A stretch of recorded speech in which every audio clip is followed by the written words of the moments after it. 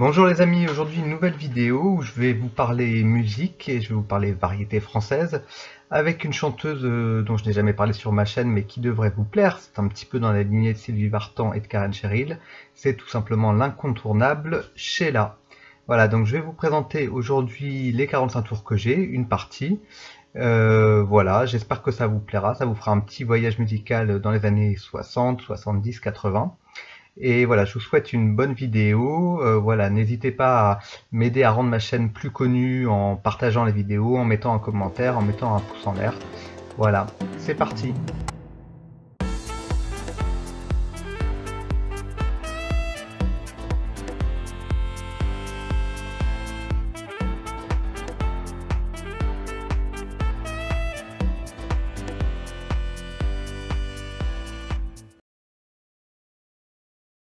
Alors pour vous faire une petite introduction, ce qui m'a donné envie de faire cette vidéo, c'est que j'ai vu un reportage sur Sheila il y a pas longtemps, je crois que c'était sur France 3, et c'était à l'occasion de la sortie de son nouvel album, d'un best-of.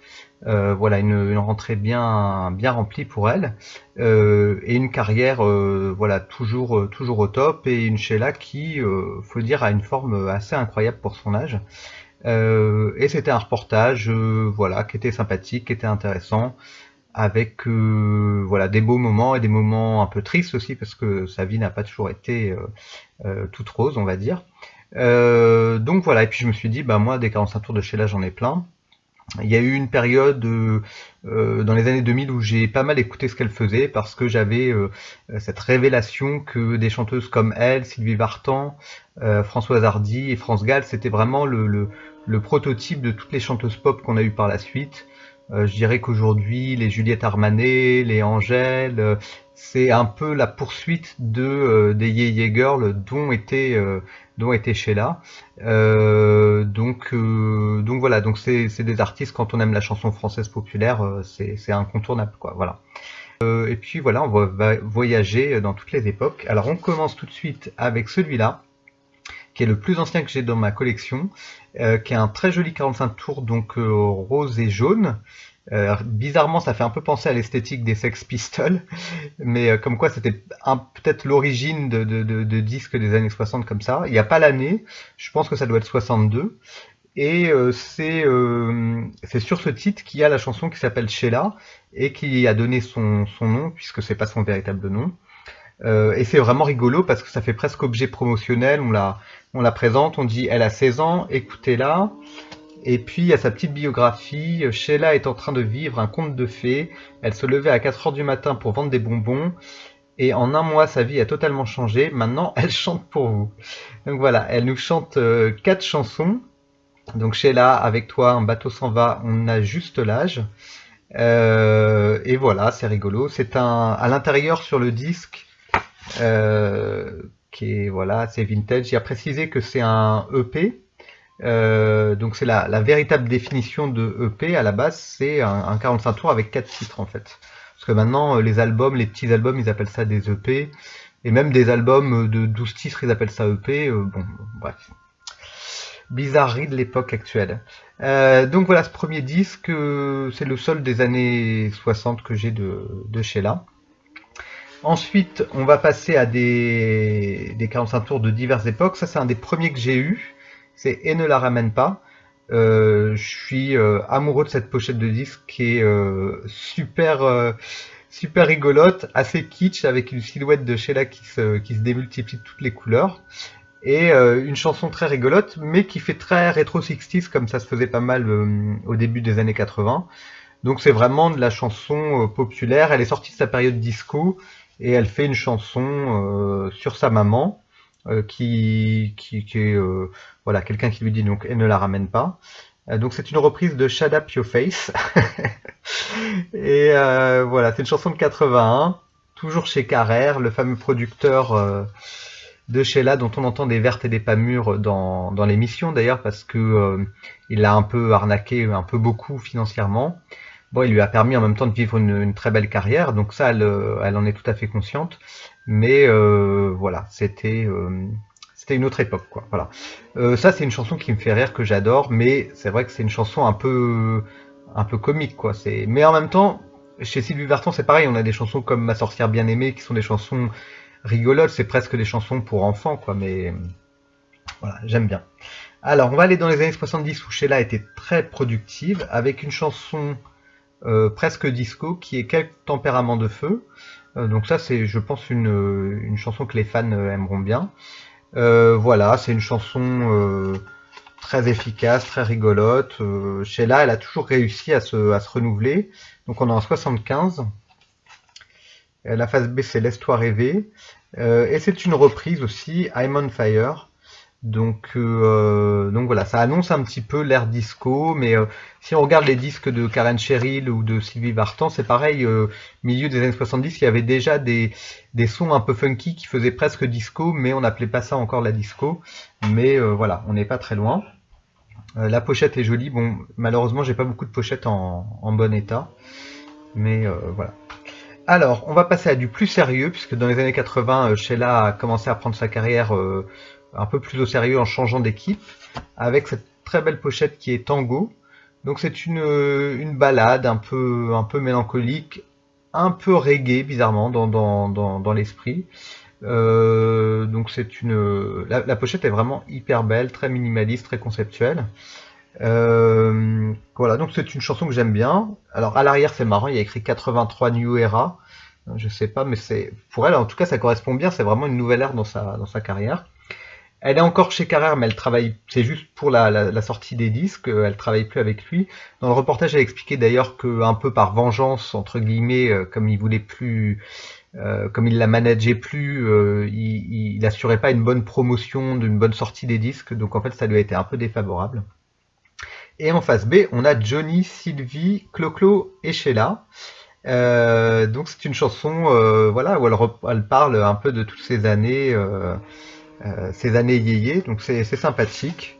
Je crois qu'il y a une chanson de Sylvie Vartan aussi du début des années 80 où elle parle de ça un petit peu. C'est des chansons sympas, mais c'est là où on voit qu'en fait à chaque époque il y a des revivals, c'est-à-dire que ce qui semble aujourd'hui très années 80, en réalité c'était influencé par les années 60. Par exemple, prenez les premiers disques de Étienne Dao, c'était très influencé par les années 60, mais quand on l'écoute aujourd'hui, on a l'impression que c'est le son des années 80, quoi. Voilà.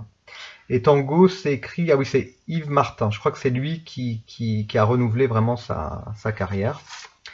Donc voilà, un joli disque. Alors, après, un tube encore des années 80, c'est Glory Gloria. Voilà, donc ça c'est plus de la pop, quoi, on va dire. Mais la version de Sheila est assez mythique.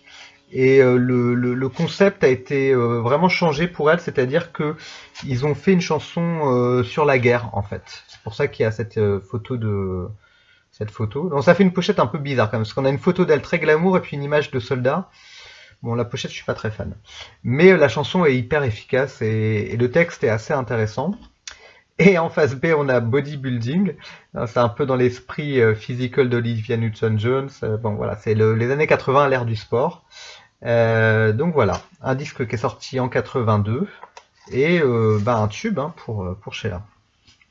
Alors, chanson plus sérieuse, donc quelques années plus tard, Pour te retrouver, avec une très jolie pochette. On voit que là, Sheila a complètement changé d'image.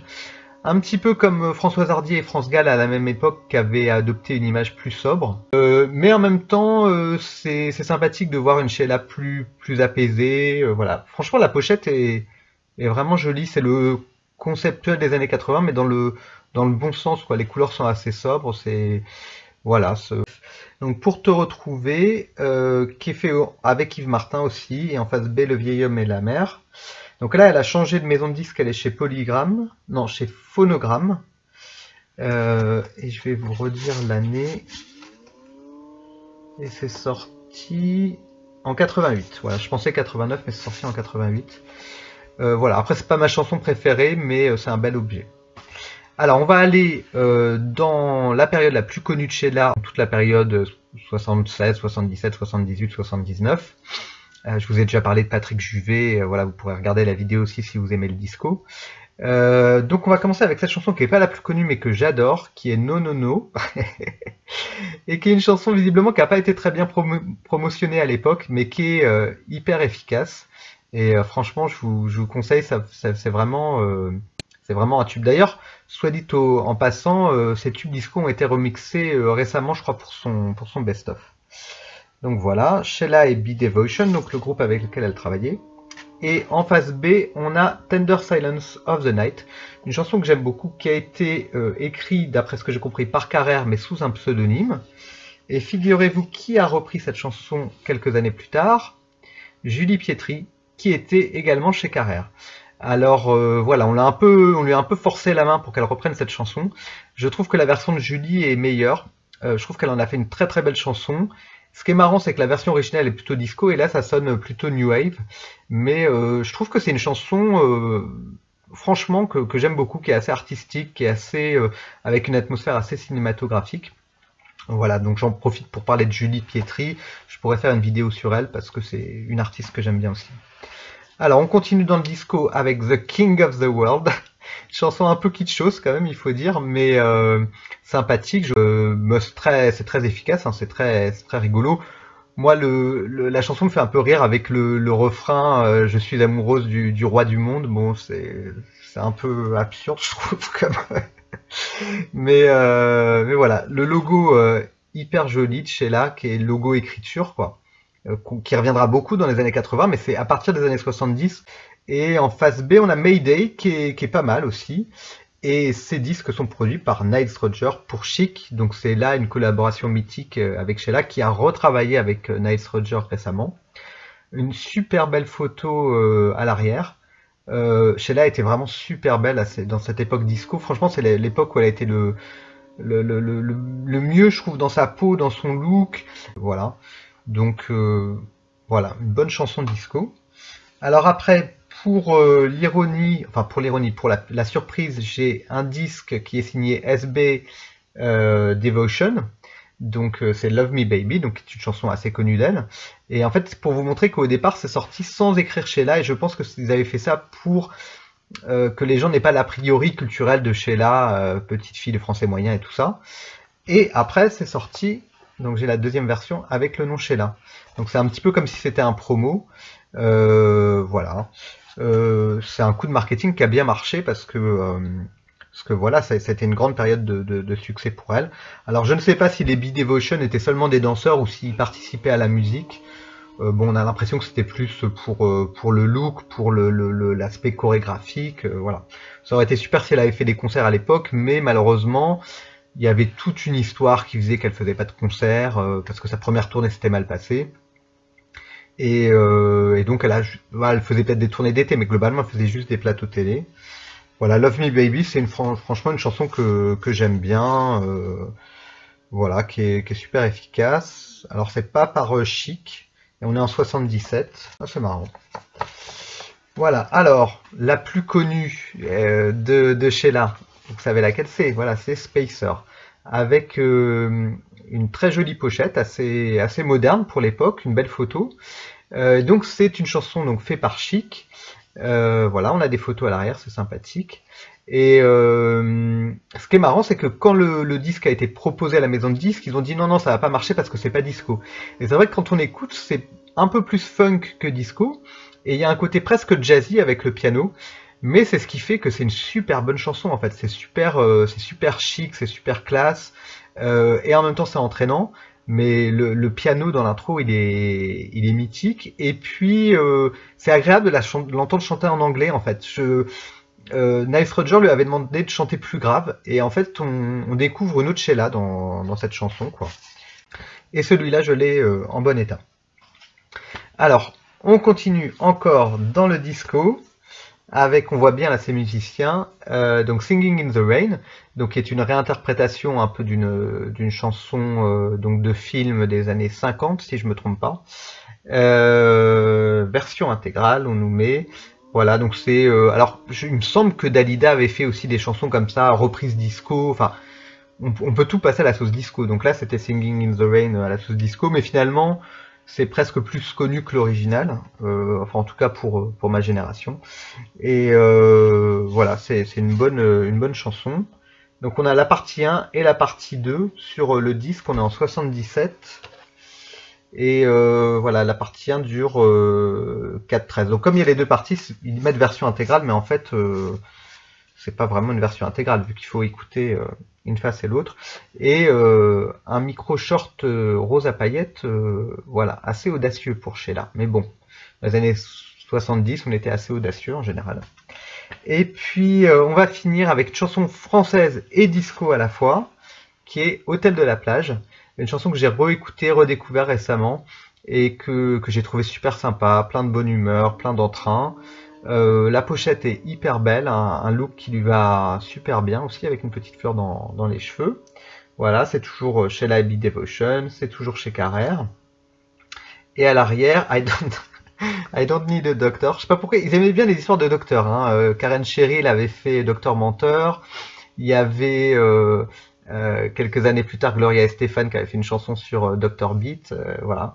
Donc bon, bah, Sheila est en forme, elle n'a pas besoin de docteur, bah, tant mieux pour elle. Hein. Voilà, extrait du LP Singing in the Rain. Et là, on est en 78. Donc voilà, chanson à mettre avec ma collection Patrick Juvet, Karen Cheryl, voilà. Donc voilà, c'est fini pour ces premiers 45 tours de Sheila. J'en ai d'autres si vous voulez une vidéo. J'essaie de faire des vidéos pas trop longues. J'essaye aussi d'en faire plus régulièrement. Voilà, pour vous encourager à vous abonner à ma chaîne et suivre mes aventures. Et si vous voulez que je reparle de Sheila, je le ferai avec plaisir. J'espère que ça vous a intéressé. Donnez-moi votre avis sur cette chanteuse. Est-ce que vous pensez aussi que c'est une icône de la chanson française qui a influencé plein d'artistes, qui a encore une certaine influence aujourd'hui? Voilà, je vous souhaite une bonne journée, une bonne soirée, et je vous dis à très bientôt et au revoir.